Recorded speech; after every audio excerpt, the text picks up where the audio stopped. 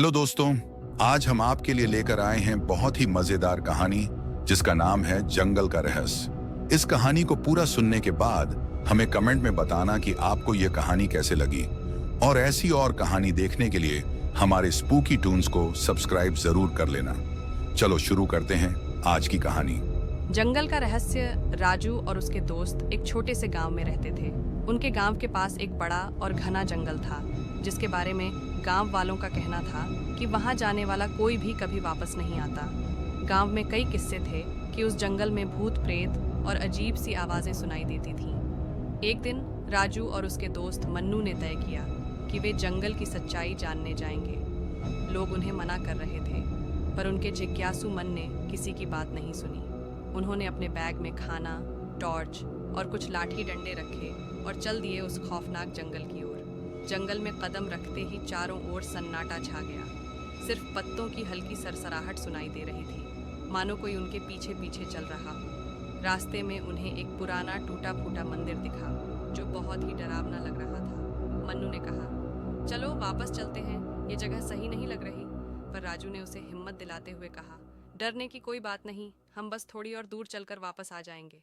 वे आगे बढ़ते गए। जैसे जैसे वे जंगल के अंदर गहराई में जाते गए, वातावरण और भी अजीब होता गया। अचानक उन्हें किसी के चलने की आवाज़ सुनाई दी। दोनों रुक गए और टॉर्च जलाकर चारों ओर देखने लगे, पर वहाँ कोई नहीं था। तभी पीछे से एक ठंडी हवा का झोंका आया और उन्हें ऐसा महसूस हुआ जैसे कोई उनके पीछे खड़ा हो। राजू ने मुड़कर देखा तो उसकी आंखें चौंधी आ गईं। सामने एक सफ़ेद कपड़ों में लिपटी औरत खड़ी थी, जिसकी आंखें सुर्ख लाल थीं। उसका चेहरा विकृत और उसकी लंबी नाखूनों वाली उंगलियां हवा में लहरा रही थीं। मन्नू ने चीखते हुए भागने की कोशिश की, लेकिन उसके पैर वहीं जम गए। उस औरत की घबराई हुई आवाज़ गूंजी, तुम्हें यहाँ नहीं आना चाहिए था। राजू और मन्नू का शरीर कांपने लगा।